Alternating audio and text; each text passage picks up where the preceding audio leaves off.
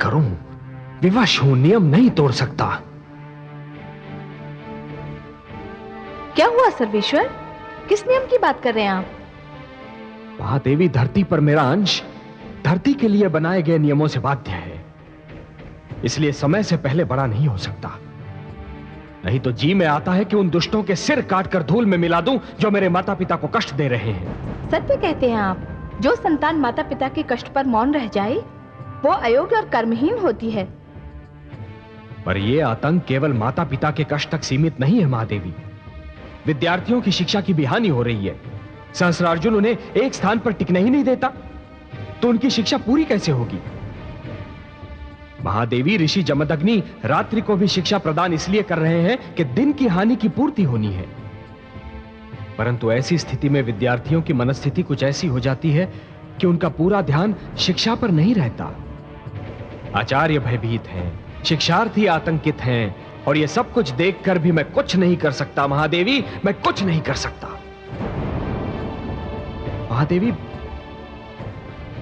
महादेवी, मेरी स्थिति उस ज्वालामुखी जैसी है जिसका लावा भीतर ही भीतर उबल रहा है, परंतु पर्वत का मुख बंद होने के कारण वो फटकर बाहर नहीं आ सकता। धैर्य रखिए कमल नयन, हम सभी ब्रह्मा के बनाए नियमों से बाध्य हैं। बाध्य हैं। आप वही कह रही हैं जो पिताश्री जमदग्नि ने कहा था। मेरे समक्ष और उपाय ही क्या है महादेवी?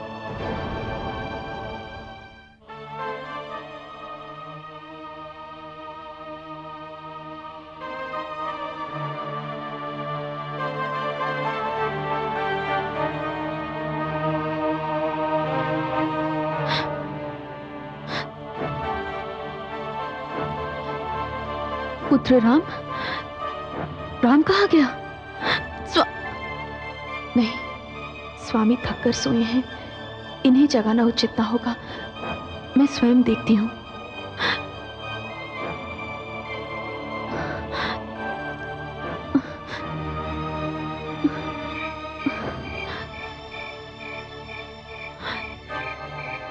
राम कहाँ गया होगा?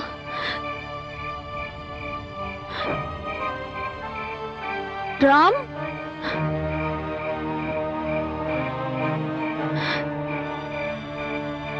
राम,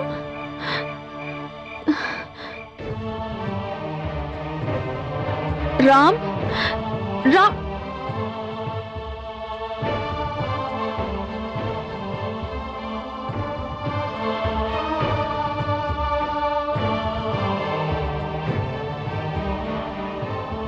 राम, ये तुम क्या कर रहे हो? सस्ता बना रहा हूँ मैं। किसके लिए? राजा को मारने के लिए।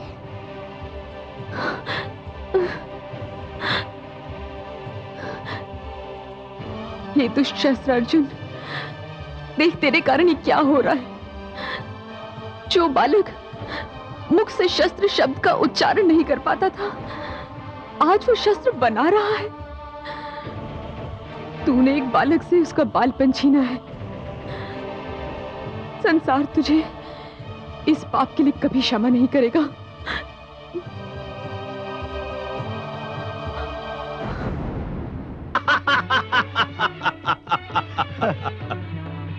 माहिष्मती नरेश की जय हो। कहिए सेनापति जी, कितने आश्रमों को अग्नि की भेंट चढ़ाकर आ रहे हैं आप? माहिष्मती नरेश के तेज में वृद्धि हो। माहिष्मती क्षेत्र के सभी आश्रमों को जला दिया गया, किंतु क्या?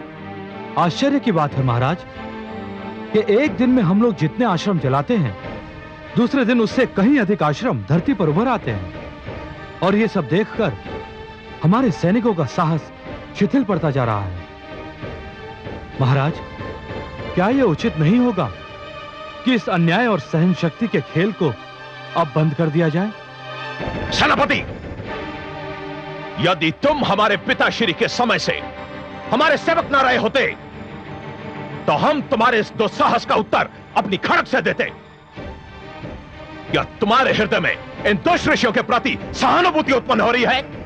मुझ में इतना साहस नहीं है महाराज। तो फिर तुमने ऐसी बात क्यों की इसका एक और कारण है महाराज। क्या कारण है? इसका कारण यह है महाराज कि मैं कुछ समय से देख रहा हूं कि ऋषि अपना आश्रम केवल इसलिए इतना शीघ्र बना लेते हैं क्योंकि प्रजा उनका साथ दे रही है। प्रजा में से कुछ श्रेष्ठ नागरिक आश्रमों को अपना संरक्षण दे रहे हैं। सत्य तो यह है महाराज कि वो उन्हें प्रोत्साहन दे रहे हैं। तो उन्हें भी दंड दिया जाएगा। यह तो और भी अनुचित होगा महाराज। इससे तो प्रजा का यह रोष विद्रोह का रूप ले सकता है। यह सोचना तुम्हारा काम नहीं। हम प्रजा और उसके विद्रोह से निपटना भली भांति जानते हैं सेनापति। तुम अपना कार्य करते रहो। हमारे क्षेत्र में एक भी आश्रम नहीं पनपना चाहिए। जाओ। जो आज्ञा महाराज।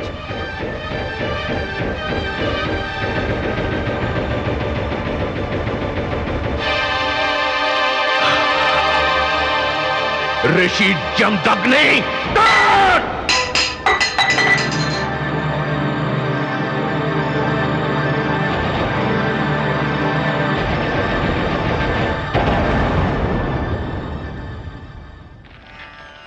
ओम भूर्भुवस्सुः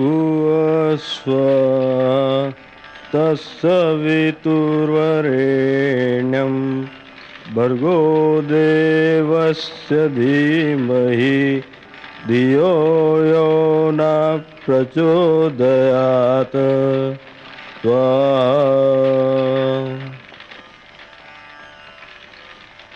राम, देवी राम कहाँ है? उसे बुलाइए।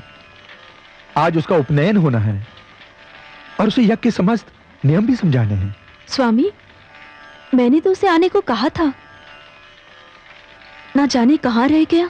मैंने गुरुपुत्र को वन में स्थित खंडरों की ओर जाते देखा था। खंडरों की ओर? हाँ गुरुदेव, मैंने कहा भी था कि यज्ञ का समय हो रहा है। तो उसने क्या कहा? उसने कहा तुम जाओ, मैं आ जाऊंगा। तुम जाओ और उसे लेकर आओ। जी गुरुमाता। ठहरो, तुम सब यहीं रहो, मैं उसे लेकर आता हूं।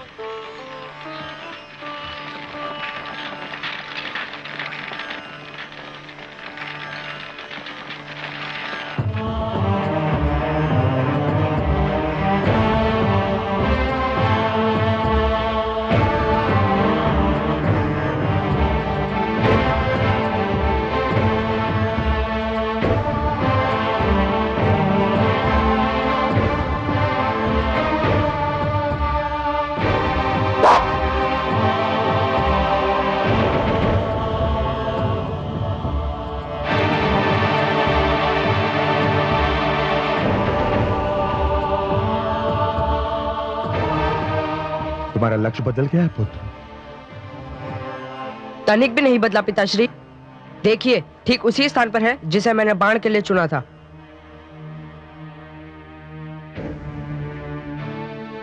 मैं इस लक्ष्य की बात नहीं कर रहा हूं पुत्र, मैं इस लक्ष्य की बात नहीं कर रहा हूं। जो तुम कर रहे हो ना पुत्र, वो हमारे जीवन का लक्ष्य नहीं है।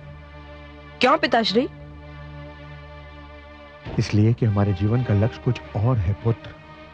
हम ब्राह्मण हैं, हमारा कर्म ज्ञान देना है, शास्त्रों का प्रचार करना है, अधिक से अधिक शिक्षा ग्रहण करना है और समाज को अधिक से अधिक शिक्षित करना है। क्या हमारा लक्ष्य चुपचाप अत्याचार सहते रहना है? क्या हमारा लक्ष्य ये भी है कि नित दिन हमारे घर और आश्रम फूके जाते रहे और हम पशुओं की भांति एक स्थान से दूसरे स्थान पर हाके जाते रहे? ये हमारी नियति है पुत्र, हमारा भाग्य है। क्षमा करें पिताश्री, कभी कभी हम सब नियति और भाग्य जैसे शब्दों का प्रयोग वहां भी कर बैठते हैं जहां कायरता का शब्द अधिक शोभा देता है। नहीं पुत्र, सहनशीलता कायरता नहीं होती पुत्र। हम जिसे सहनशीलता कह रहे हैं, समय और इतिहास उसे पलायनवाद का नाम देगा, सत्य से भागने की चेष्टा कहकर पुकारेगा। हाँ पिताश्री, यदि अत्याचार का हाथ ना रोका गया, दमन की कलाई ना मरोड़ी गई, तो एक एक करके हमारे सारे आचार्य भी अपने अपने आश्रमों की भांति अग्नि की भेंट चढ़ जाएंगे। जब ज्ञान के भंडारी लूट जाएंगे, उसके भंडारी ही समाप्त हो जाएंगे, तो कहाँ करेंगे हम ज्ञानदान? कहाँ करेंगे शास्त्रों का प्रचार? कौन बचेगा ये सब विचार करने के लिए भी? उस समय पिताश्री किसी को हमारी सहनशीलता का ध्यान नहीं आएगा। इतिहास हम पर कायरता और दुर्बलता के आरोप लगाएगा। क्षमा करें पिताश्री, अभी मुझे शस्त्र सीखने दीजिए। शास्त्र पढ़ने के लिए और बहुत समय शेष है।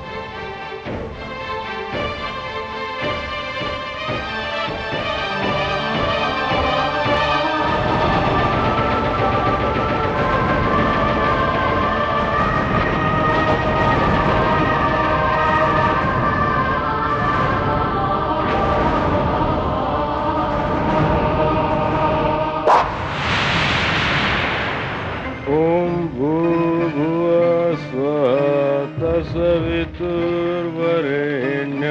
भर्गो देवस्य धीमहि धियो यो न प्रचोदयात्। स्वाहा।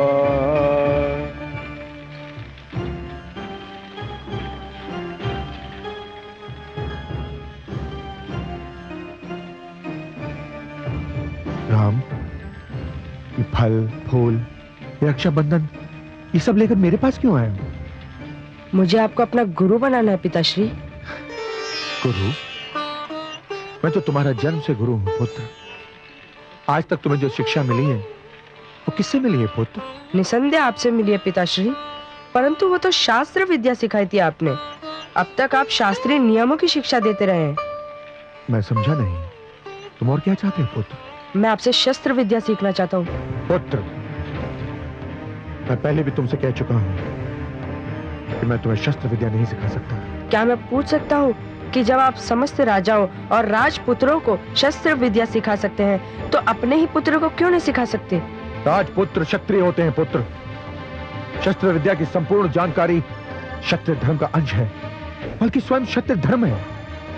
तुम ब्राह्मण हो पुत्र, तुम्हारा कर्म क्षेत्र शास्त्र विद्या है। कर्म क्षेत्र परिवर्तित भी तो हो सकते ना पिताश्री? नहीं, एक ब्राह्मण का कर्म क्षेत्र कभी नहीं बदल सकता पुत्र। क्षमा करें पिताश्री, यदि ऋषि विश्वामित्र क्षत्रिय होकर ब्राह्मण धर्म का पालन कर सकते हैं, आचार्य बन सकते हैं, तो मैं ब्राह्मण होकर क्षत्रिय धर्म क्यों नहीं स्वीकार कर सकता? मैं दूसरों के कर्म का उत्तरदायी नहीं हूं पुत्र, परंतु जहां तक मेरा प्रश्न है, मैं एक भ्रष्ट परंपरा आरंभ करने का अपराध नहीं कर सकता। मैं एक शिक्षक हूं पुत्र, और मैं चाहता हूं कि तुम भी शिक्षक बनो, शिक्षा का प्रचार करो। अपना निर्णय बदल दो पुत्र। मैं निर्णय नहीं बदल सकता पिताश्री, गुरु अवश्य बदल सकता हूँ। क्या? यदि आप गुरु बनना स्वीकार नहीं करेंगे तो भी मेरा उत्साह कम नहीं होगा। मैं अपने लिए गुरु खोज कर रहूंगा, और वह गुरु मुझे जब और जहां मिलेगा मैं उसका शिष्य बनना स्वीकार कर लूंगा। क्षमा करें पिताश्री।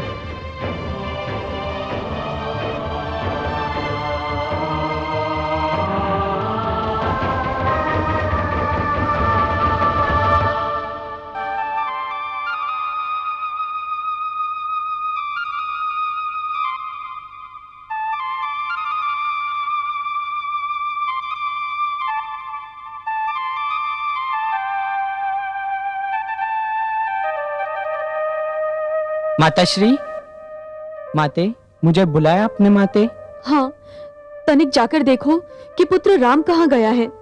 तुम्हारे पिताश्री उसकी खोज में भी गए, पर अब तक ना वे लौटे हैं और ना ही पुत्र राम।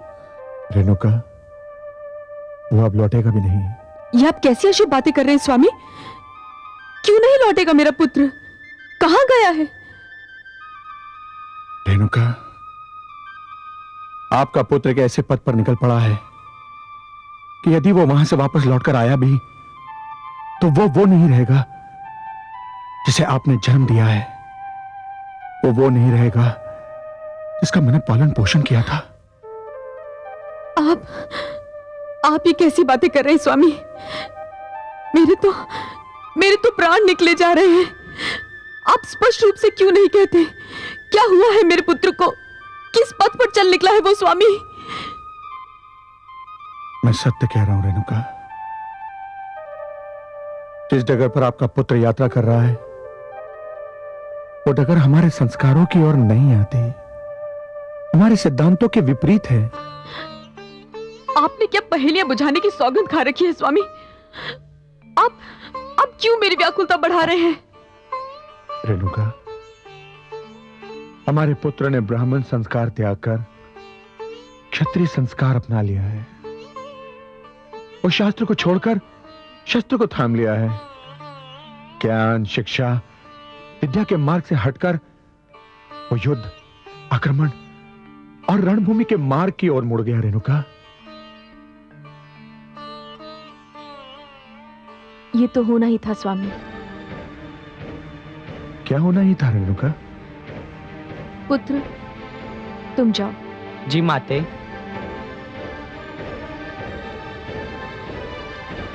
मैं तो जानती थी स्वामी कि ऐसा होने वाला है और संभवतः ऐसा ही होगा। अब आप पहेलियां बुझा रही रेणुका? नहीं स्वामी, मैं कोई पहेली नहीं बुझा रही। यदि हमारे पुत्र ने ब्राह्मण कर्म त्याग कर क्षत्रिय कर्म अपनाने का निर्णय किया है तो इसके साथ एक पुरानी घटना जुड़ी हुई है। घटना? कैसी घटना? आप तो जानते हैं स्वामी, मेरी भांति मेरी माताश्री भी किसी ब्राह्मण की पत्नी नहीं थी, एक क्षत्रिय की पत्नी थी और उनके कोई पुत्र नहीं था। जानता हूं। वे पुत्र इच्छा से आतुर होकर ऋषि ऋचिक के पास गईं और उनसे प्रार्थना की कि वे कुछ ऐसा उपाय करें जिससे उन्हें भी एक पुत्र की प्राप्ति हो। वैसे स्त्रियों में पुत्र की इच्छा अधिक प्रबल होती है देवी। आप सत्य कहते हैं स्वामी। इसी इच्छा के अधीन होकर वे ऋषि ऋचि के पास गईं। ऋषि ने उन्हें औषधि मिली एक खीर खाने को दी। माताश्री ने मेरे लिए भी खीर मांगी तो ऋषिवर ने प्रसाद के रूप में मेरे लिए भी खीर प्रदान की और कहा कि इसके प्रयोग से उन्हें एक वीर क्षत्रिय पुत्र की प्राप्ति होगी और मुझे एक विद्वान ब्राह्मण पुत्र की। तो फिर क्या हुआ? माताश्री जब घर लौटी तो वे ये भूल चुकी थी कि खीर का कौन सा प्याला उनके लिए है और कौन सा मेरे लिए। फलस्वरूप भूल से मैंने उस प्याले की खीर पी ली जो मेरी माताश्री के लिए दी गई थी। तो इससे क्या अंतर पड़ा? उस समय तो अंतर नहीं पड़ा, पर अब पड़ रहा है। मैं कुछ समझा नहीं रेणुका। ऋषि ऋचि के वरदान से जिस क्षत्रिय पुत्र का जन्म मेरी माताश्री की कोख से होना था उसका जन्म मेरी कोख से हुआ। पुत्र राम के क्षत्रिय संस्कार उसी घटना की देन है स्वामी। वहां क्षत्रिय वंश में विश्वामित्र ने जन्म लिया जो कर्म से ब्राह्मण हुए और हमारा राम कर्म से क्षत्रिय सिद्ध हो रहा है स्वामी।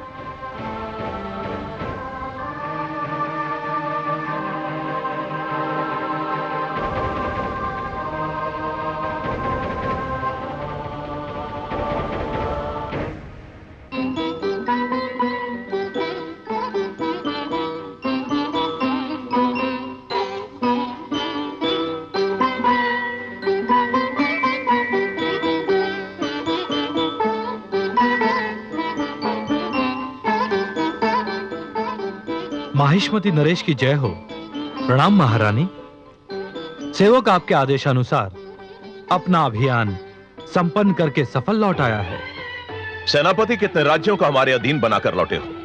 महाराज, आपको यह जानकर प्रसन्नता होगी कि आसपास के 25 क्षेत्र जो कल तक अपने आप को स्वाधीन समझते थे आज माहिष्मती की अधीनता को अपना गौरव समझ रहे हैं। कुछ अपनी इच्छा अनुसार और कुछ महाराज की बढ़ती हुई शक्ति के भय से। प्रसन्नता तो हुई है सेनापति, परंतु यह प्रसन्नता भी अधूरी है। हमारे राज्य के चारों ओर 50 क्षेत्र हैं। 25 ने हमारी अधीनता स्वीकार कर ली है, 25 शेष अभी बाकी है। तो प्रसन्नता भी तो 50% होगी ना, पूरी कैसे हो सकती है? किंतु स्वामी, शेष 25 राज्य तो हमारे मित्र राज्य हैं। इन राज्यों के नरेश तो हर पग पर आपसे सहयोग करते रहे हैं। नहीं प्रिय, नहीं नहीं, यह तो न्याय होगा कि शत्रु हमारी शक्ति को पहचान ले, उसे समझ ले, और हमारे मित्र हमें शक्तिशाली समझने के स्थान पर हमें अपना मित्र ही समझते रहे। हम यह अनर्थ कैसे कर सकते हैं? तो आप करना क्या चाहते हैं? आप स्वयं देख लेंगी महारानी। सेनापति महाराज, हमारे मित्र राजाओं को कल हमारे समक्ष उपस्थित होने का निमंत्रण दो। जो आज्ञा महाराज।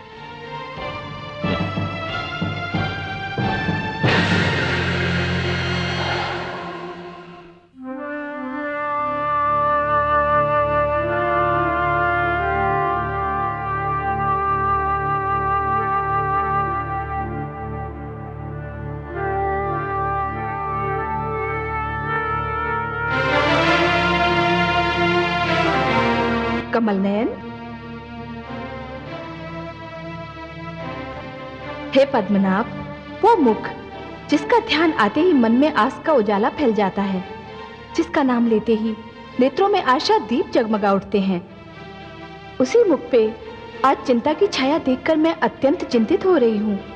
किस चिंता ने आपको घेर रखा है?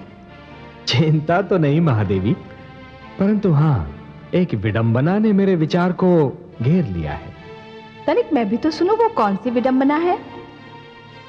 महादेवी, मैं मानव जीवन की उस विडंबना के विषय में विचार कर रहा था कि मानव कभी कभी बनना कुछ चाहता है और परिस्थितियां उसे कुछ और ही बना देती हैं।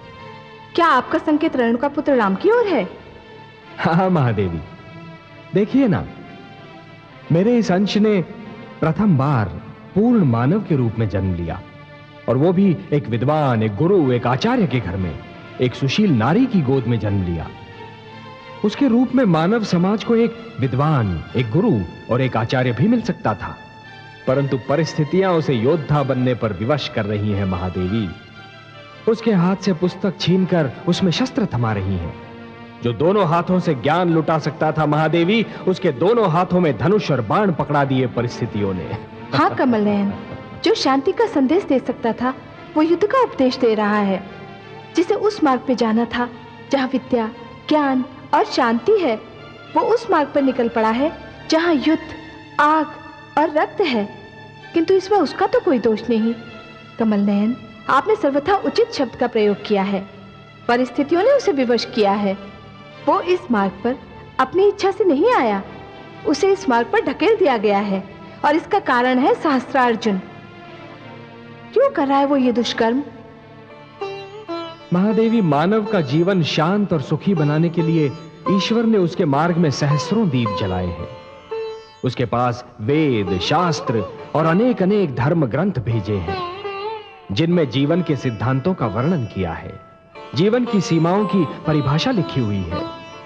इन सिद्धांतों और सीमाओं को राजा को अपने ढंग से मानना था और प्रजा को अपने ढंग से। किंतु सहस्त्रार्जुन की प्रजा तो आज भी इन सिद्धांतों, नियमों और सीमाओं का पालन कर रही है कमल नयन। परंतु सहस्त्रार्जुन तो नहीं मान रहा ना महादेवी। महादेवी, जब कोई राजा या कोई सत्ताधारी वर्ग इस भ्रम में पड़ जाता है कि वो केवल एक राजा है, एक स्वामी है, और ये भूल जाता है कि वो प्रजा का सेवक है, प्रजा का रखवाला है, जब सत्ताधारी वर्ग सिद्धांतों को प्रतिबंध समझकर और सीमाओं को रोक समझकर उन्हें तोड़ने का प्रयास करता है, तो वो निरंकुश बनने लगता है, और तभी सारी उलझनें उत्पन्न होती हैं महादेवी। सत्ताधारी वर्ग की निरंकुशता दमन को जन्म देती है।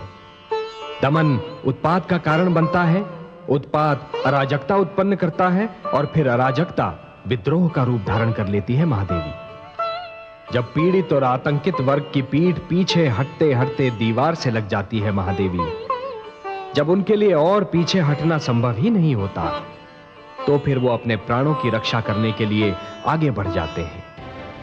वो आक्रामक रूप धारण कर लेते हैं, विद्रोही बन जाते हैं।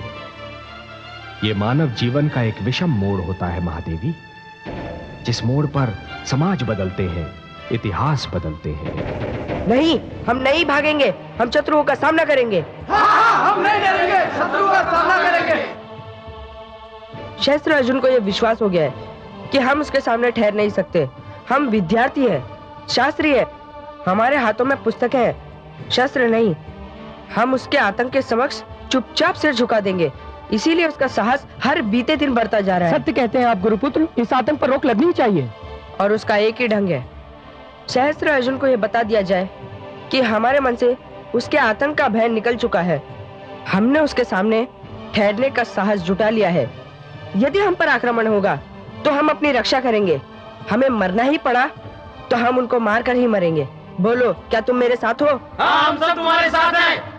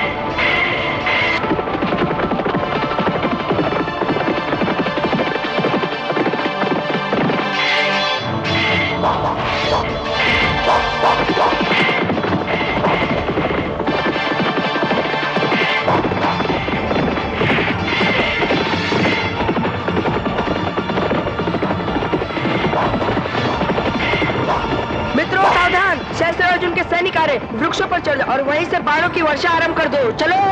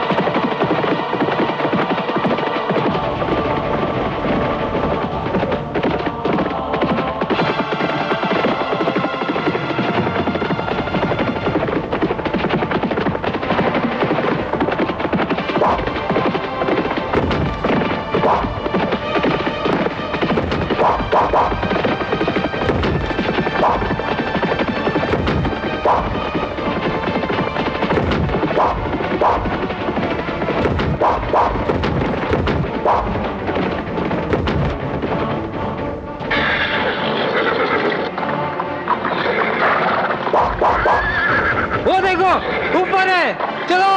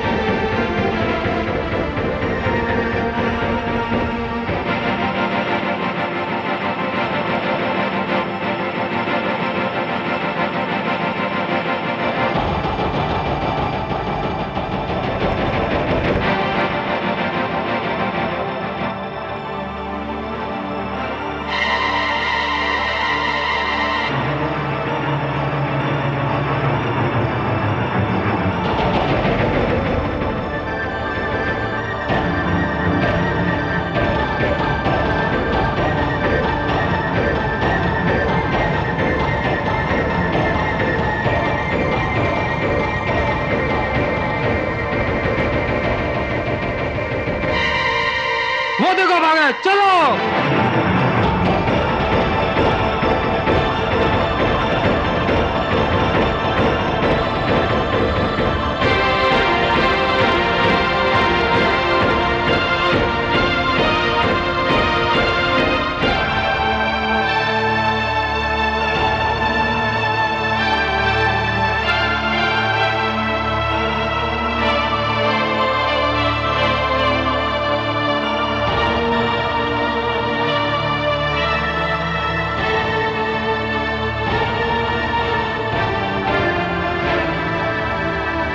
चलो मंदिर में देखते हैं।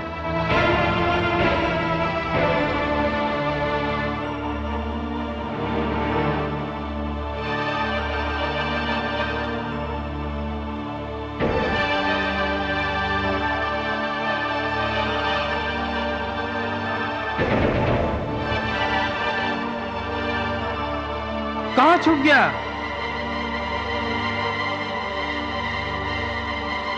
गौरा मूर्ति के पीछे चलो।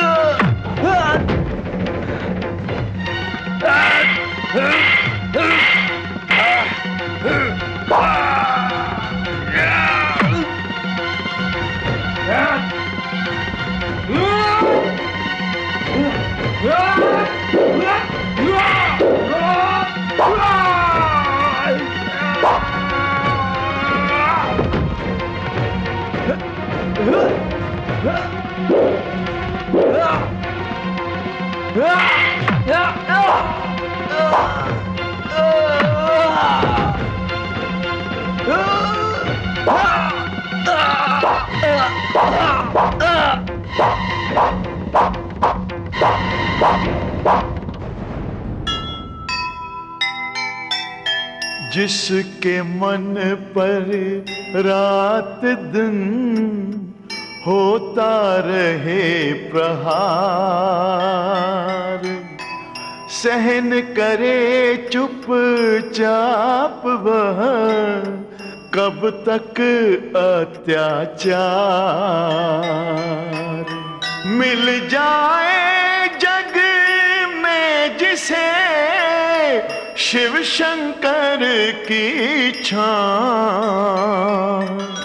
स्वयं वज्र बन जाएगी उस मानव की बाह, उस मानव की बाह।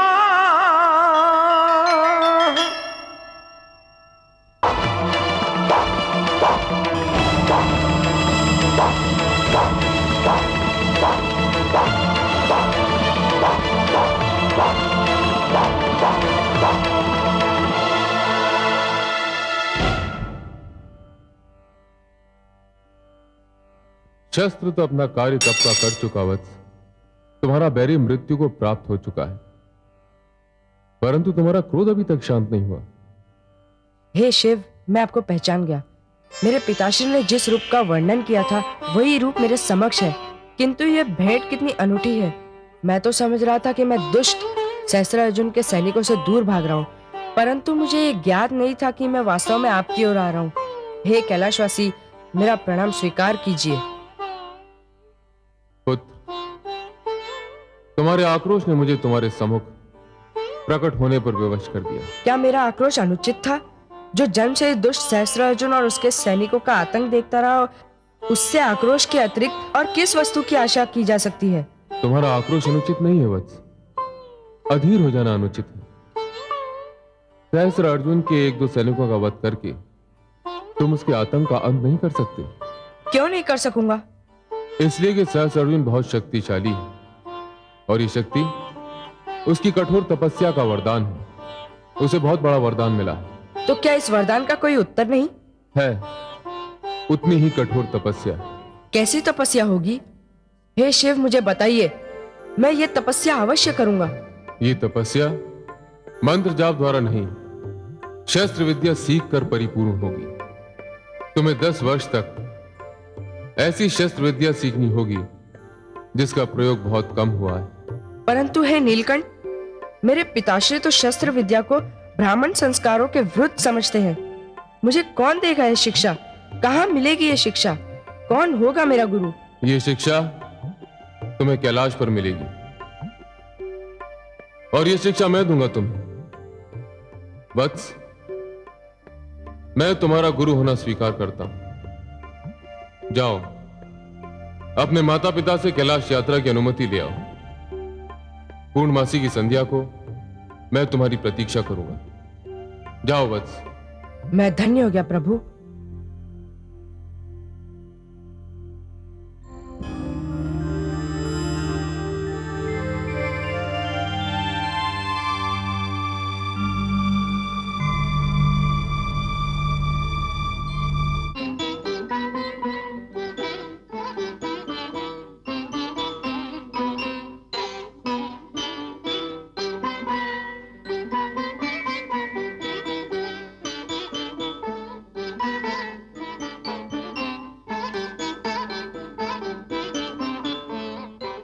इस अचानक निमंत्रण का कारण समझ में नहीं आया।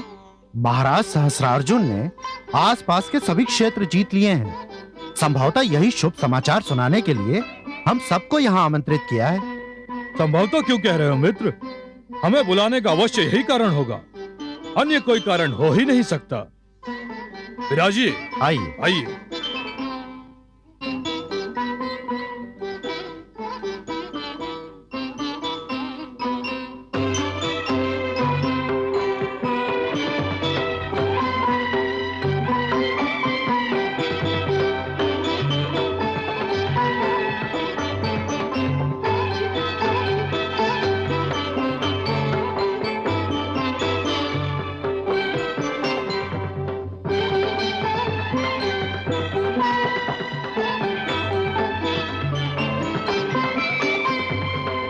स्वागत है मित्रों। हम आपके स्वागत के लिए पलके बिछाए बैठे थे। हम आपको एक शुभ समाचार देना चाहते थे। हम वो शुभ समाचार सुन चुके हैं महाराज। हम तो स्वयं आपको बधाई देने के लिए आना चाहते थे महाराज। महाराज, आपकी शक्ति के समक्ष समस्त शत्रुओं के सिर झुक चुके हैं। इसका एक कारण है मित्रों। वो कारण तो दिखाई नहीं देता, परंतु भगवान दत्तात्रेय की अनुकंपा से हमारे शस्त्र हाथ हैं। इसी कारण हमें शस्त्रार्जुन कहा जाता है। हमारे हाथों में शस्त्र हाथों का बल है। दिखाई दें अथवा दिखाई ना दें, हम सब ये जानते हैं कि यदि महाराज सहस्रार्जुन कह रहे हैं तो सर्वथा सत्य होगा। ये सत्य नहीं होता तो हमारे क्षेत्रों में फैले हुए आश्रमों की महिमा कैसे समाप्त होती? ऋषियों का बल और साहस कैसे टूटता? और 25 शक्तिशाली क्षेत्र आपके चरणों में शीश कैसे नवाते? उनके राज्य आपके राज्य का अंश कैसे बनते? और अब तो ऐसा कोई बचा भी नहीं है जो आपके समक्ष अपना सिर उठा सके। यही तो तुमसे चूक होगी मित्र।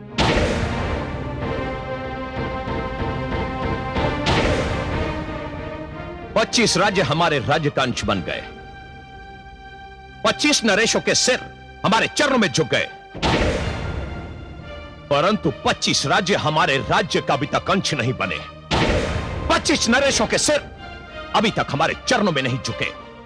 हे महिष्मति नरेश, हम समझे नहीं कि आप किन राज्यों और किन नरेशों की बात कर रहे हैं। हम तुम्हारी बात कर रहे हैं मित्रों, जिनके राज्य अभी तक हमारे राज्य का अंश नहीं बने। हम तुम्हारी बात कर रहे हैं मित्रों, जो हमारे समक्ष अभी तक सिर उठाए खड़े हैं। किंतु हम तो आपके मित्र हैं महाराज। शक्ति के प्रदर्शन में हम मित्र और शत्रु को एक ही आंख से देखते हैं। हम अधीन राज्य और झुके हुए सिर देखना चाहते हैं। वो सिर चाहे हमारे मित्रों के हों। तो आप चाहते क्या है महाराज? आप सबका आत्मसमर्पण। अर्थात कि आप सभी अपने अपने राज्यों को महेशपति नरेश के प्रति समर्पित कर दो और हमारी अधीनता स्वीकार कर लो। यह धोखा है। नाम में क्या रखा है मित्रों? हमारे आदेश का जो भी नाम भला लगे वही रख लो, परंतु हमारे आदेश का पालन अवश्य होना चाहिए। हम आदेश का पालन नहीं करेंगे महाराज।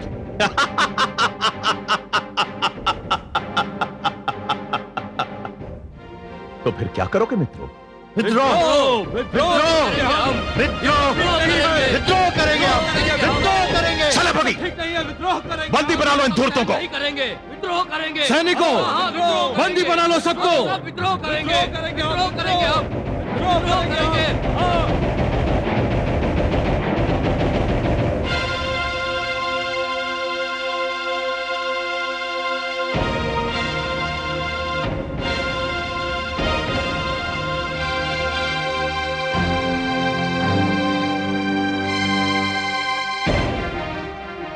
आज हम तुम्हारा कुछ नहीं बिगाड़ सकते सहस्त्रार्जुन। बना लो हमें बंदी। हम भवता तुम्हारी मित्रता का इससे हल्का दंड और कुछ नहीं हो सकता। तुमने हमारी पीठ में छुरा घोंपा है, पर इतना स्मरण रहे कि कभी तो हम तुम्हारे बंदीगृह से मुक्त होंगे, कभी तो स्वतंत्र होंगे, और जिस दिन हम बंदीगृह से मुक्त होंगे वो तुम्हारे जीवन का अंतिम दिन होगा। वाह मित्र, तुमने हमें सच्चा मित्र होने का प्रमाण दिया है, हमें उस संकट से अवगत करवाया है जिसके विषय में हमने सोचा ही नहीं था। तुमने सत्य ही कहा है, कभी तो तुम बंदीगृह से छूटोगे, कभी तो स्वतंत्र होगे, लेकिन यह तभी संभव होगा यदि मैं तुम्हें बंदीगृह से छूटने का अवसर दूंगा, तुम्हें स्वतंत्रता का स्वाद चखने का अवसर दूंगा। सेनापति, इन राजाओं को इनकी राजधानी में ले जाकर इनका वध कर दो और घोषणा कर दो कि आज के बाद इनके राज्य महेशपति नरेश के राज्य का अंश बन चुके हैं। जाओ। क्या अन्याय है महाराज? महाराज, ये ठीक नहीं है महाराज।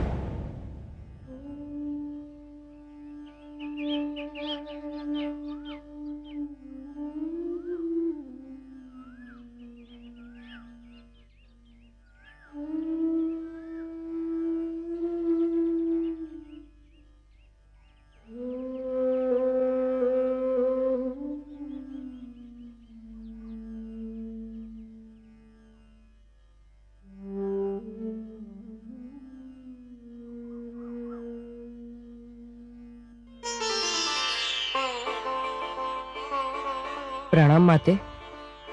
आयुष्मान भव। तुम्हें देखने को मेरे नयन तरस गए हैं पुत्र। कई कई दिन बीत जाते हैं तुम्हें देखे बिना।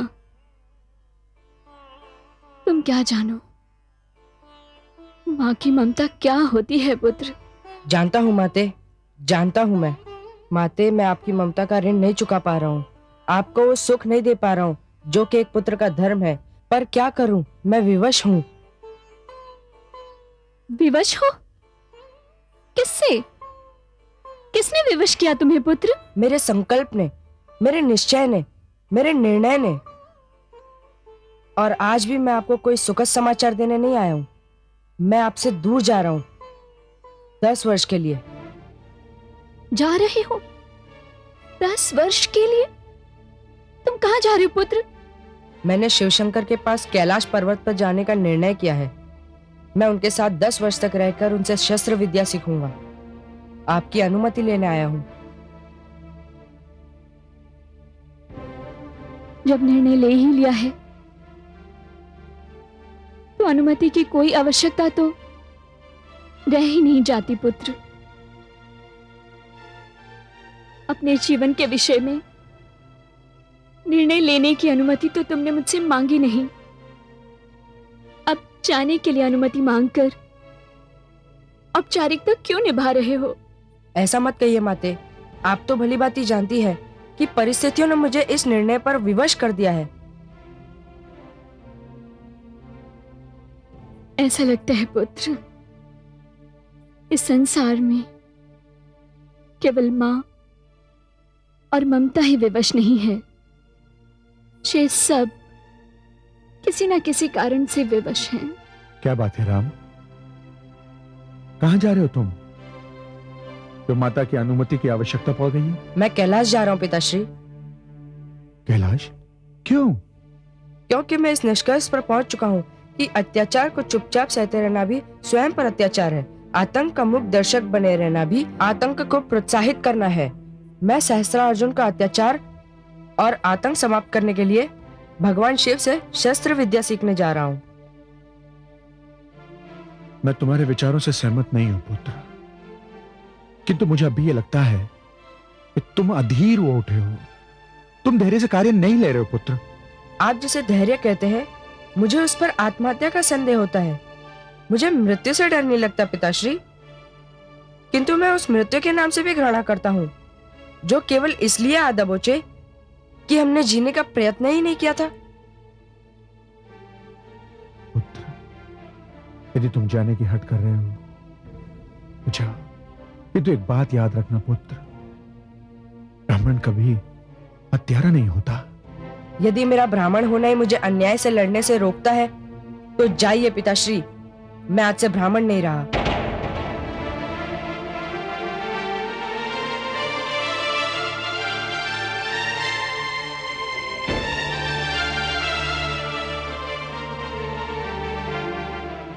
विजय भव पुत्र, विजय भव।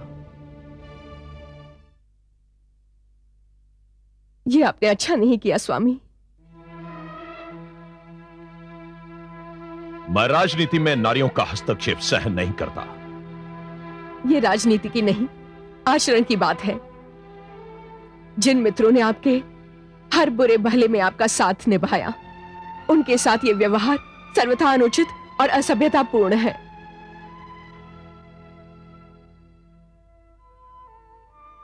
नहीं महारानी, राजा का केवल एक आचरण होता है, सीमाओं का विस्तार और शक्ति की वृद्धि। यह केवल आचरण ही नहीं, राजा का धर्म भी होता है, और मैं केवल अपना धर्म ही निभा रहा हूं। मुझे इस मार्ग पर चलने से रोकने का किसी को कोई अधिकार नहीं।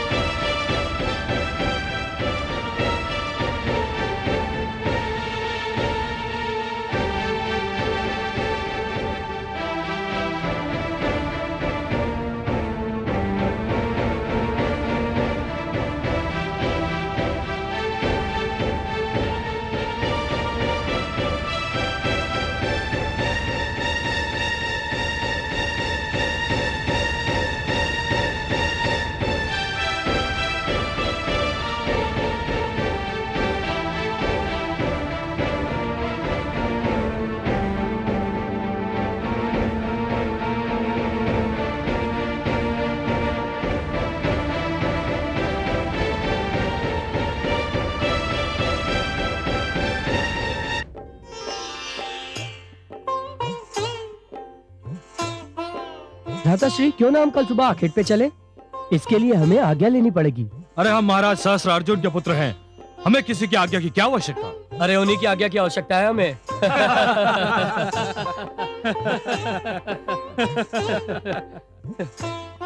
प्रणाम माते।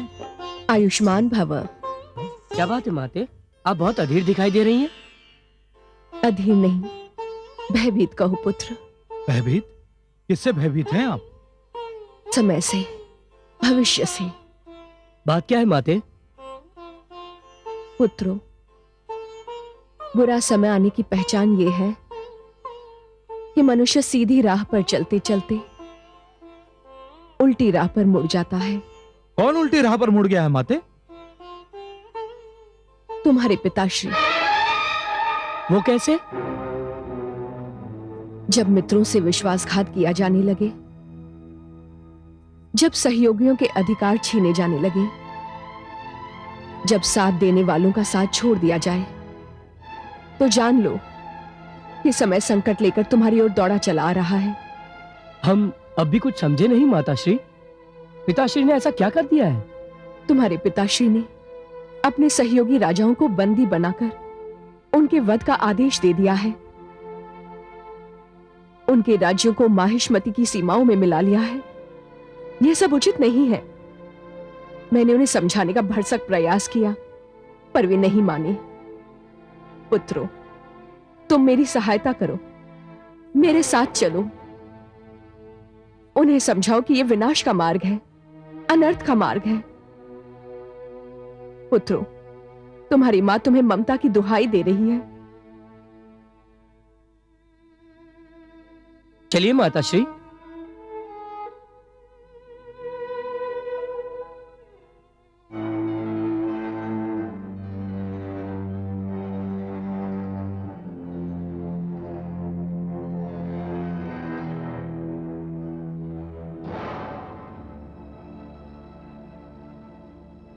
प्रणाम पिताश्री। पिताश्री, हमें आप पर गर्व है। अब तक हम केवल एक क्षेत्र के राजकुमार थे, आपने हमें धरती के एक विशाल अंश का राजकुमार बना दिया। ऐसे प्रतापी पिता का पुत्र होना भी बड़े गौरव की बात है। हम हर मार्ग, हर पग पर, हर समय, हर क्षण आपके साथ हैं पिताश्री। मुझे तुम चारों पर गर्व है। सम्राट सहस्त्र अर्जुन की जय।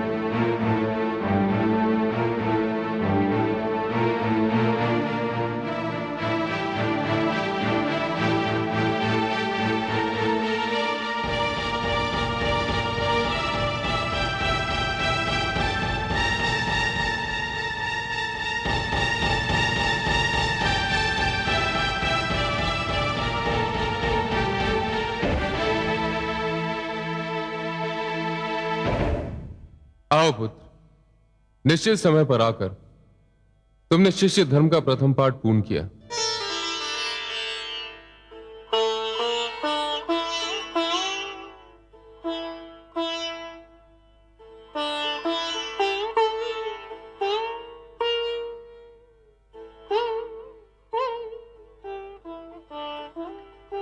यशस्वी भव।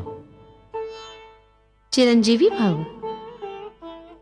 महादेवी, ये जमदग्नि पुत्र राम है, और राम ये आचार्य महादेव।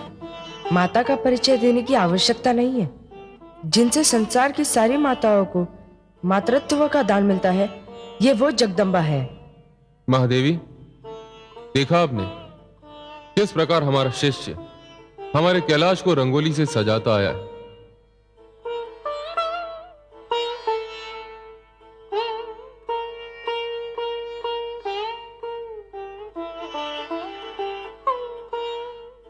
देवाधिदेव, ये तो रक्त है, हमारे राम के कोमल पैरों का रक्त। इसने तो हमारे धाम को अपने पैरों के रक्त से धोकर आपकी गुरु दक्षिणा पहले ही दे डाली। क्षमा करें देवाधिदेव, कैलाश तक आने में कदाचित पैर छिल गए होंगे। लक्ष्य की ओर ध्यान था, पता ही नहीं चला। नहीं पुत्र, इतना भावहीन, इतना संवेदन शून्य होना अच्छा नहीं। आचार्य, ये तो मेरा अपना रक्त है, किंतु सहस्त्र अर्जुन तो निर्दोष आचार्यों और गुरुओं का रक्त बाता है, और उसे उसका पता ही नहीं चलता। भावनाहीन और संवेदन शून्य तो वो है और उसके लिए मुझे भी संवेदन शून्य होना पड़ेगा। बस पुत्र बस, ये तेरी पीड़ा की चरम सीमा है। एक ब्राह्मण के शरीर से रक्त प्रवाहित हो और उसे उसका पता न चले, उसकी पीड़ा का आभास न हो, यह संभव नहीं है पुत्र। बस पुत्र बस, तू शिव के धाम आया है, तूने शिव को अपना आचार्य कहा है। मैं तुझे वचन देता हूं कि मैं तुझे अपनी संहारक शक्ति का एक पूर्ण अंश दूंगा। मैं तुझे पशुपतास्त्र की शिक्षा दूंगा। मैं तुझे संसार का सर्वश्रेष्ठ धनुर्विद्या का आचार्य बनाऊंगा। बस पुत्र, तू अपनी साधना में लीन हो जा, और जिस प्रकार तुझे अपने पैरों से रिसते हुए रक्त का पता नहीं चला, उसी प्रकार तुझे इस कठिन शिक्षा की कठिनाई का भी पता नहीं चलना चाहिए।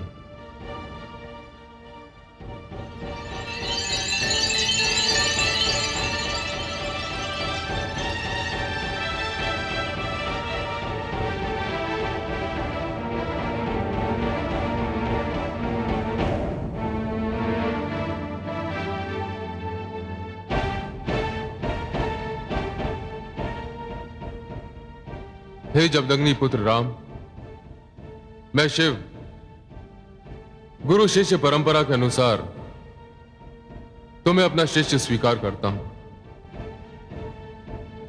और वचन देता हूं कि मैं अपने गुरु धर्म का पालन पूरी निष्ठा से करूंगा।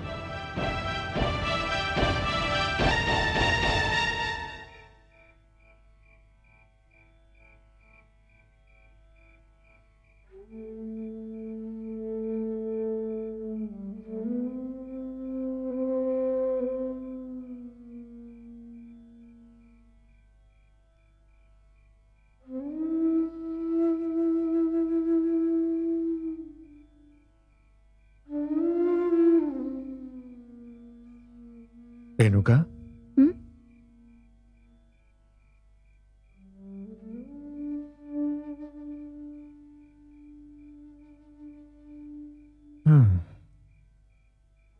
क्या बात है प्रिय?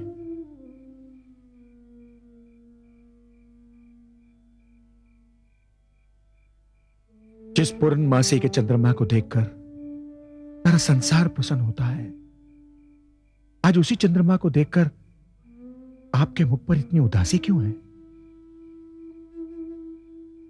मेरा चंद्रमा, मेरा पुत्र तो मुझसे दूर चला गया है स्वामी। वो कैलाश पहुंच गया होगा।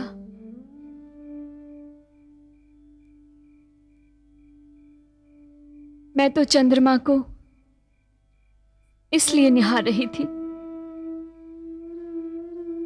क्योंकि चंद्रदेव तो भगवान शिव की जटा पर विराजते हैं और इस समय हमारा पुत्र राम भी उन्हीं के समक्ष खड़ा होगा। आप सत्य कह रही हैं देवी, आपका पुत्र मोह उचित है, किंतु एक बात का ध्यान रखना रेणुका, हम आचार्य परंपरा के लोग हैं। पुत्र विछोह में कहीं ऐसा ना हो कि आपका ध्यान हमारे अन्य शिष्यों की ओर से हट जाए। नहीं स्वामी, ऐसा कदापि नहीं होगा। मैं माता होने के साथ साथ एक गुरु पत्नी भी हूं। मेरे लिए संतान शब्द की परिभाषा अन्य माताओं से भिन्न है। मेरे लिए मेरे शिष्य मेरी संतान से अधिक महत्वपूर्ण है स्वामी। तुम धन्य हो।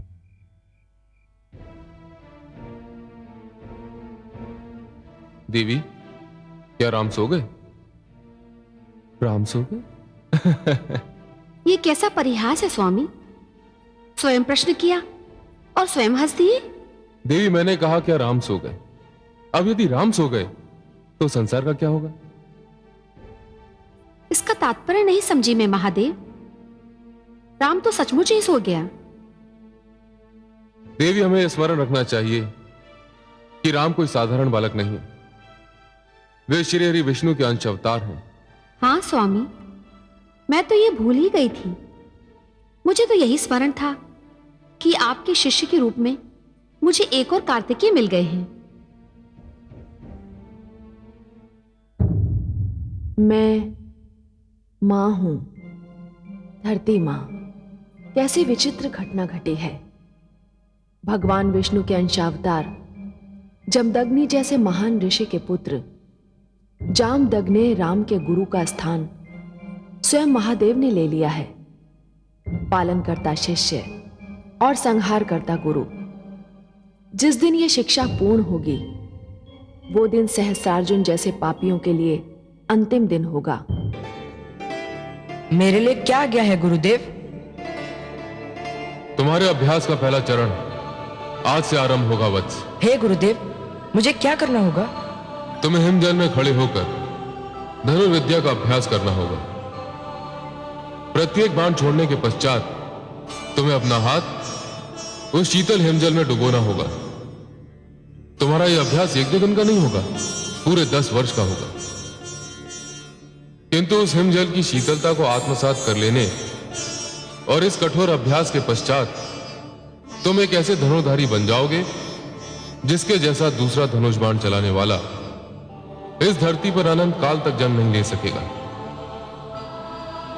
जाओ वत्स, अपने अभ्यास का शुभारंभ करो।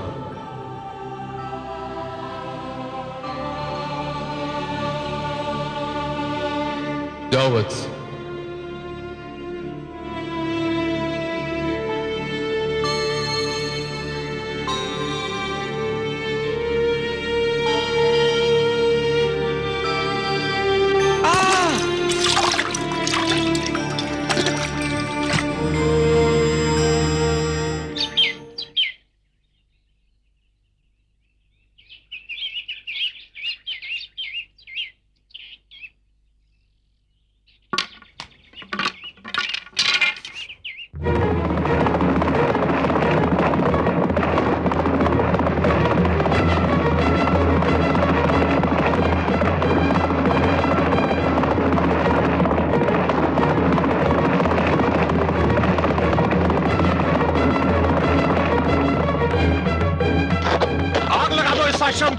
नहीं राजन, इतने निर्दयी मत बनिए।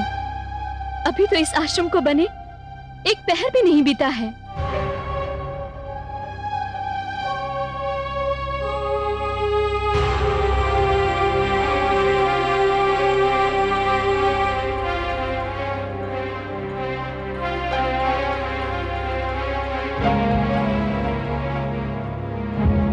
रुक जाओ सैनिकों। क्या आप नहीं चाहती कि आश्रम को आग लगा दी जाए? कौन चाहेगा राजन कि उसके परिश्रम को निर्दिन अग्निज्वाला की भेंट चढ़ाया जाए? तो एक काम कीजिए, एक दिन हमारे राजभवन आइए। हो सकता है कि ऋषि और हमारे बीच कोई संधि का मार्ग निकल आए। आप नहीं जानती देवी कि आपके प्रति हमारे मन में एक विशेष स्थान है। दुष्ट! अपनी जीवा को वश में रख। स्वामी! आप समझे नहीं ऋषिवर। हम अच्छी तरह जानते हैं कि देवी रेणुका एक राजकन्या है। उसका संबंध राजवंश से है। इस कारण वो आपकी तुलना में हमारे वर्ग के अधिक निकट है। चलो सैनिकों।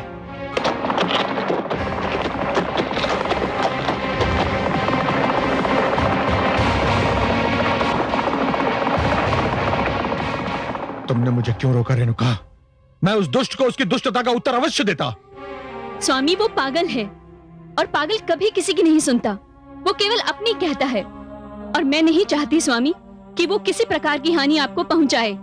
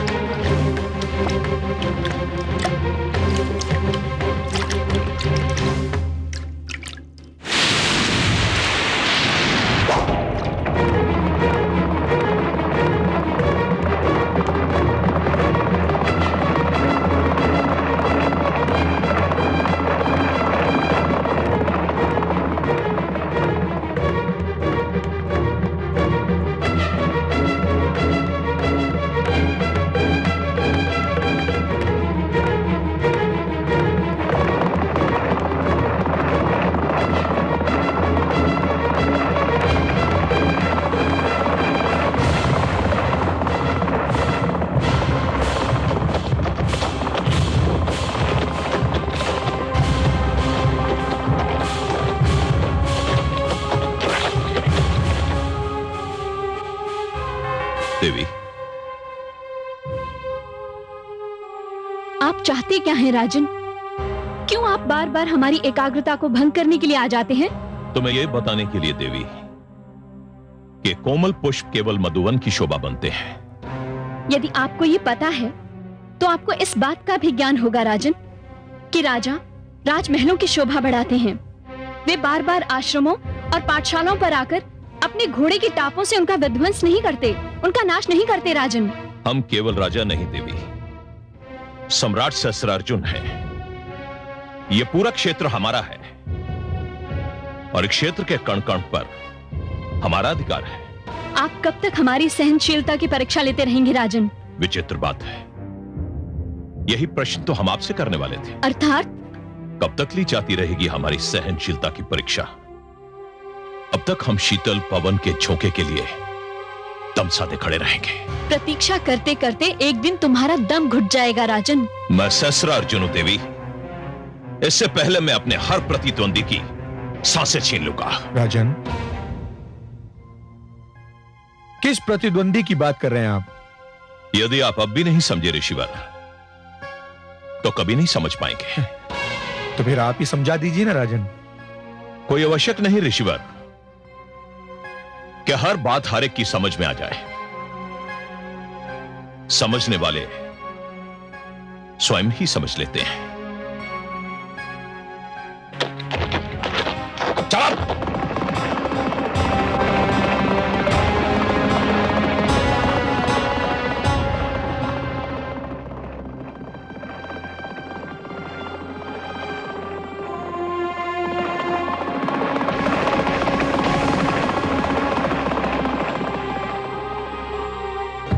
मैं मां हूं, धरती मां। ठिठुरते पानी में, कपकपाते शीत में बालक परशुराम ने अपने गुरु शिव शंकर के आदेश पर धनुर्विद्या का कठोर अभ्यास आरंभ किया था। हर दिन उस बालक के धैर्य की परीक्षा कर रहा था, पर वो हर परीक्षा में सफल होता रहा और इस प्रकार 10 वर्ष बीत गए।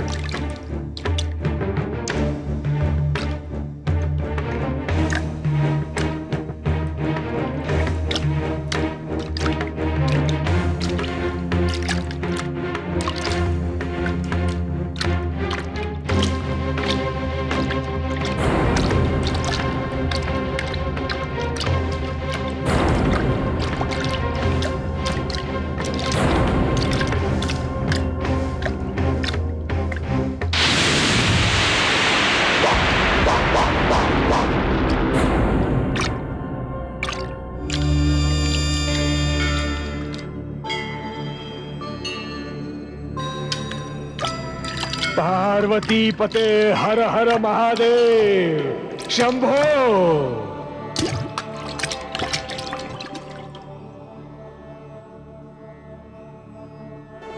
शंभो, हे शिव शंभो, शंभो। उठो वत्स। शंभो। इस कठिन अभ्यास के फलस्वरूप जो किसी भी प्रकार एक कठोर तपस्या से कम नहीं था। तुमने अपने आप को धनुर्विद्या का सर्वोत्तम जानकार बना लिया है। इस हिमजल की शीतलता को सहन करके तुमने अपने आप को एक ऐसा आचार्य बना लिया है जिसका उदाहरण ना अभी तक कभी हुआ है, ना ही भविष्य में होगा। धन्यवाद गुरुदेव। परंतु हे शंभो, हे देवाधिदेव, मैं आचार्य नहीं बनना चाहता। मेरे जीवन का प्रथम और अंतिम लक्ष्य धूर्त सहस्रार्जुन के आतंक का अंत करना है, जो उसके वध के बिना संभव नहीं है। शिव शंभो, मैं जानता हूं जितने समय तुम अपने अभ्यास में लीन थे, वो दुष्ट इतना बड़ा आतताई, आतंकवादी और बलात्कारी बन चुका है कि सारी धरती करहा उठी है। उसने आपके पिता सहित सभी ऋषियों का जीवन दयनीय बना दिया है। अब उसके आतंक का अंत करना आपके हाथों में। मेरा आशीर्वाद आपके साथ है। हे देवाधिदेव, परंपरा है कि शिक्षा पूर्ण होने के उपरांत हर शिष्य अपने गुरु के चरणों में गुरु दक्षिणा अर्पित करता है। मुझे आदेश दीजिए हे शिव शंभो कि आपके चरणों में यह आपका शिष्य क्या गुरु दक्षिणा भेंट करे। गुरु दक्षिणा गुरु का जन्म सिद्ध अधिकार है, वो तो मैं अवश्य लूंगा, किंतु अभी नहीं। अभी तो जो आपकी इच्छा है वही मेरी इच्छा भी है। सहस्त्र अर्जुन के अत्याचारों का अंत जब यह कार्य संपन्न हो जाएगा, तब मैं गुरु दक्षिणा भी अवश्य लूंगा। हे देवाधिदेव, हे शिव शंभो, आप जब भी गुरु दक्षिणा मांगेंगे और जो भी मांगेंगे, मुझे उसे देने में हार्दिक प्रसन्नता होगी।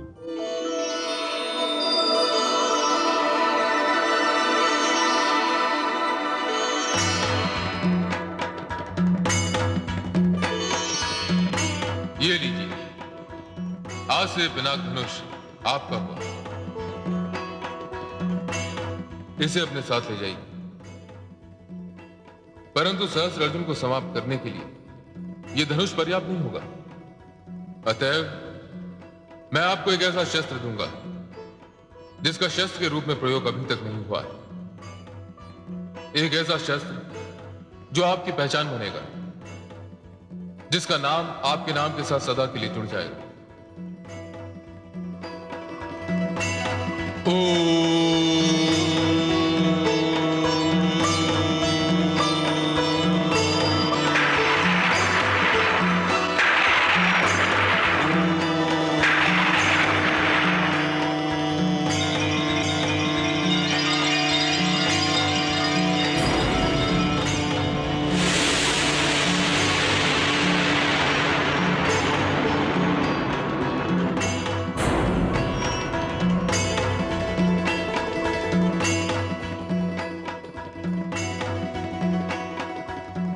हे राम, ये परशु है, इसे लीजिए और अपने अभियान का शुभारंभ कीजिए। इस परशु के कारण आपका नाम परशुराम होगा। आप अनंत काल तक इसी नाम से जाने जाएंगे। ये परशु आपकी पहचान बनेगा।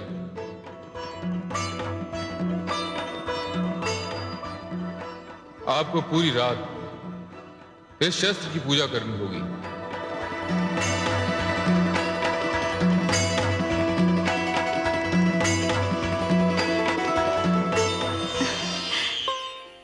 बधाई हो कमल नयन, बहुत बहुत बधाई हो।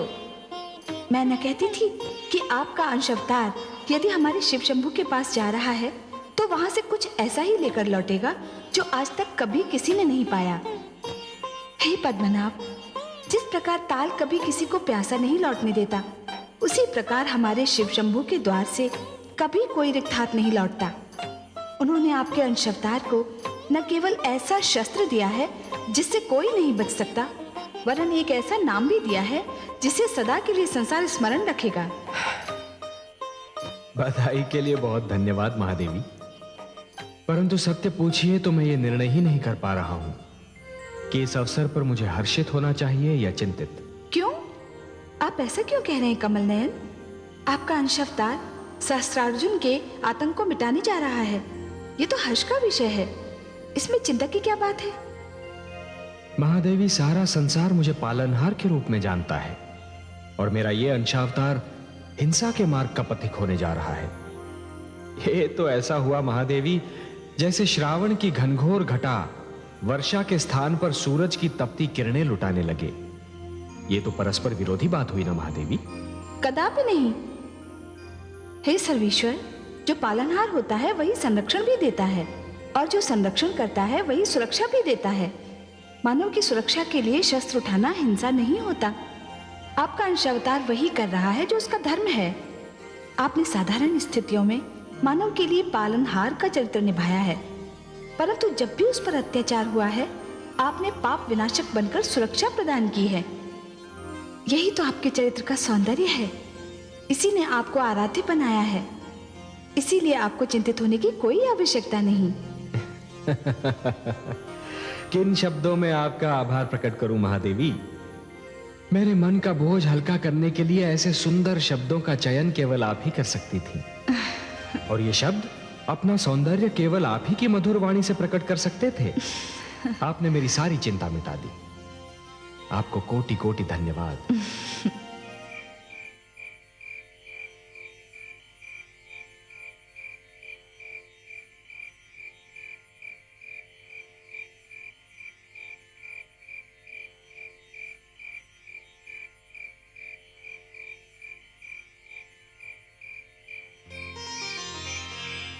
रेणुका,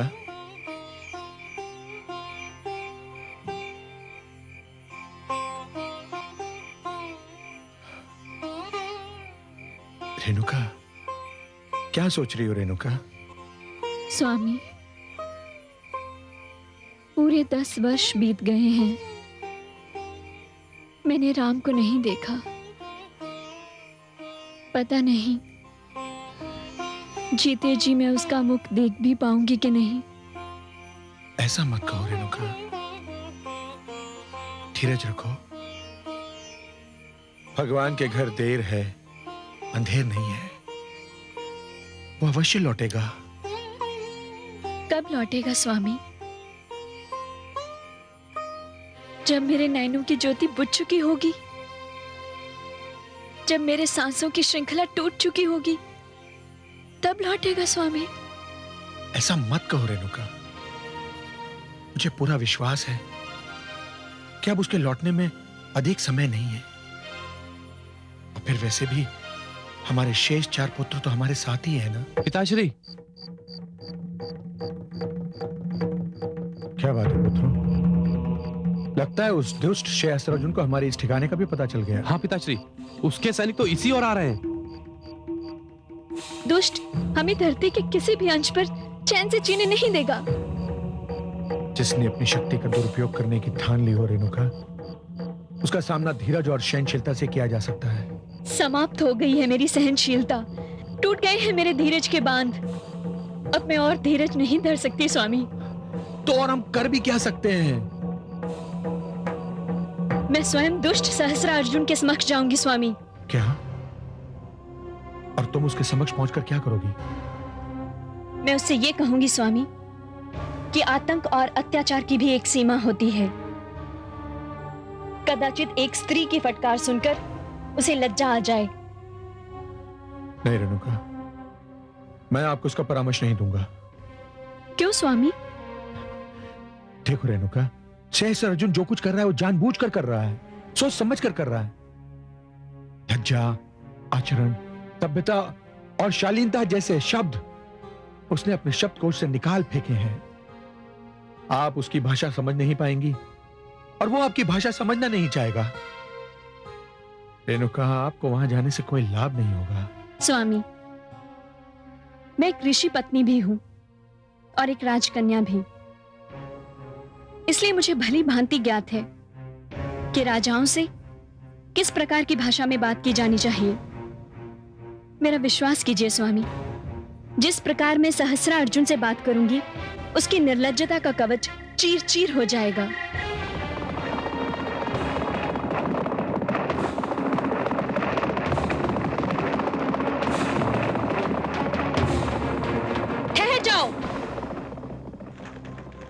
आए हो यहाँ? आपको यह स्थान छोड़ना होगा। क्यों? क्योंकि इस स्थान के स्वामी महाराज सहस्रा अर्जुन हैं और आपने ना तो ये भूमि मोल ली है और ना इस पर बसने के लिए निवास कर दिया है।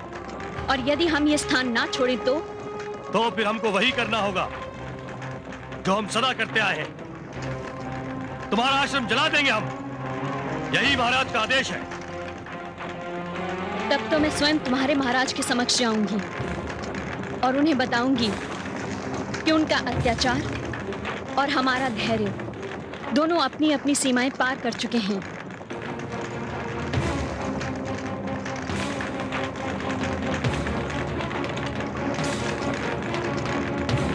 रेणुका, आप चिंता ना करें स्वामी, मैं शीघ्र लौट आऊंगी।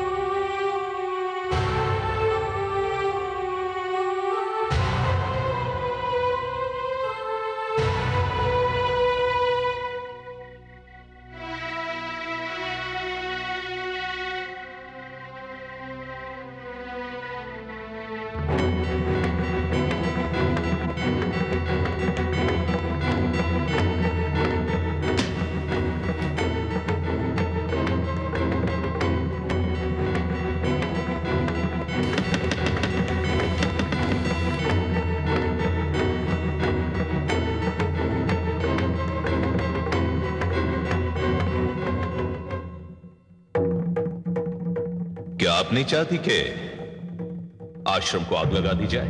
कौन चाहेगा राजन कि उसके परिश्रम को नित दिन अग्निज्वाला की भेंट चढ़ाया जाए?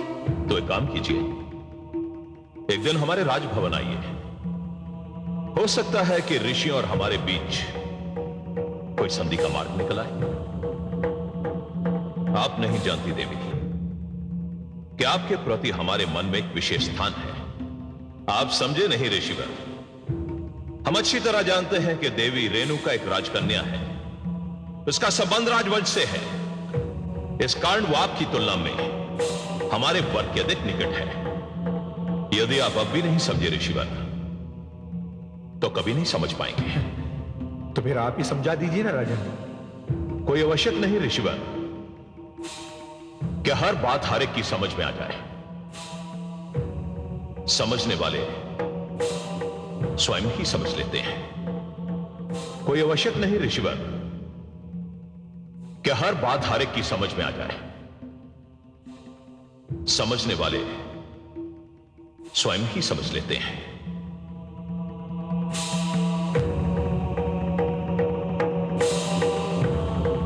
समझने वाले स्वयं ही समझ लेते हैं।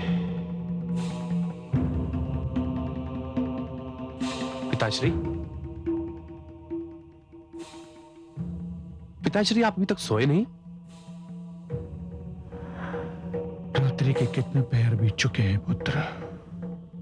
तीसरा पहर बीत चुका है पिताश्री। तीसरा पहर भी बीत चुका है।